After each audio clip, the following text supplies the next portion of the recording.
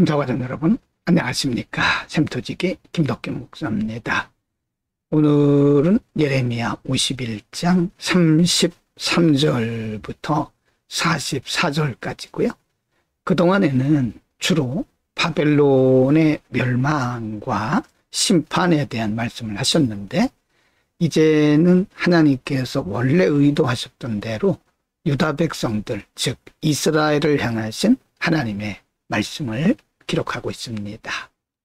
51장 33절부터 40절입니다. 33절, 만군의 여호와 이스라엘의 하나님이 이같이 말씀하시되, 딸 바벨론은 때가 이른 타작마당과 같은지라 미구의 추수 때가 이르리라 하시도다. 34절입니다. 바벨론 왕 느부갓네살이 나를 먹으며 나를 멸하며 나로 빈 그릇이 되게 하며 용같이 나를 삼키며 나의 좋은 음식으로 그 배를 채우고 나를 쫓아내었으니. 35절, 나와 내 육체에 대한 진학이 바벨론에 돌아가기를 원한다고 시온 거민이 말할 것이요, 내 피 흘린 죄가 갈대아의 거민에게로 돌아가기를 원한다고 예루살렘이 말하리라. 36절, 그러므로 여호와께서 이같이 말씀하시되, 보라, 내가 네 송사를 듣고 너를 위하여 보수하여 그 바다를 말리며 그 샘을 말리리니. 37절, 바벨론이 황폐한 무더기가 되어서 실향의 거처와 놀람과 지속거리가 되고 고민이 없으리라. 38, 그들이 다 사자같이 소리하며 어린 사자같이 부르짖으며.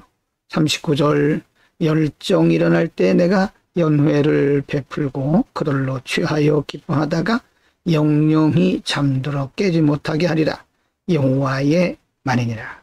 40절, 내가 그들을 끌어내려서 어린 양과 수양과 수염소가 도수장으로 간 것 같게 하리라. 하나님께서 초반부에는 유다 백성들의 원성, 바벨론을 향한 유다 백성들의 원성에 대해서 말씀하고, 하나님이 바로 그 백성들의 원성을 들으시고 바벨론을 멸하시겠다는 말씀입니다. 하나님께서 물론 징계하셨기 때문에 유다 백성들이 바벨론에서 70년을 살았지만, 70년을 산 동안 유다 백성들의 원성이 얼마나 컸겠습니까? 바로 그것을 의미하는 거죠. 하나님께서는 하나님의 백성들의 신음소리를 다 들으시는 겁니다. 51장 41절부터 44절입니다. 41절, 슬프다. 세상이 함락되었도다. 온 세상에 칭찬받는 성이 빼앗겼도다. 슬프다. 바벨론이 열방 중에 황폐하였도다. 42절, 바다가 바벨론에 넘치며 그 많은 파도가 그곳에 덮였도다.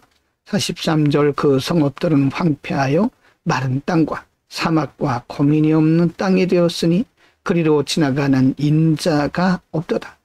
44절, 내가 배를 바벨론에서 보라고 그 삼킨 것을 그 입에서 끌어내리니 열방이 다시는 그에게로 흘러가지 아니하겠고 바벨론 성벽은 무너지리로다.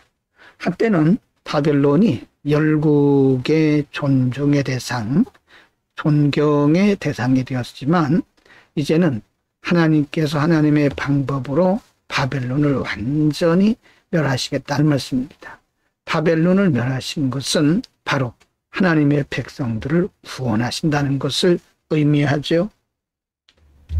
오늘은 이제 서서히 하나님께서 바벨론을 멸하시면서 하나님의 친백성, 유다 백성들을 바벨론의 통치로부터 구해내실 하나님의 계획에 대한 말씀이죠.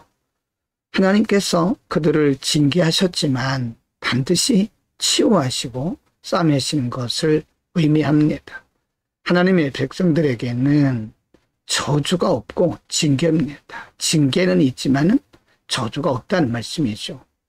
결국 하나님의 백성들은 징계를 받지만 징계를 통해서 더 성숙하고 하나님 보시기에 아름다운 모습으로 만들어져 간다는 사실을 알 수 있습니다. 그런 면에서 징계도 축복입니다. 기도합니다. 걸어가신 아버지, 오늘은 징계하셨던 하나님의 백성, 유다 백성들을 바벨론의 통치에서 구원하실 하나님의 계획에 대해서 상고했습니다. 하나님의 백성들에게는 징계는 있지만 저주가 없다는 것도 가르쳐 주셨습니다. 선하신 하나님을 우리가 끝까지 신뢰하게 하옵소서. 예수 그리스도의 이름으로 기도드립니다. 아멘.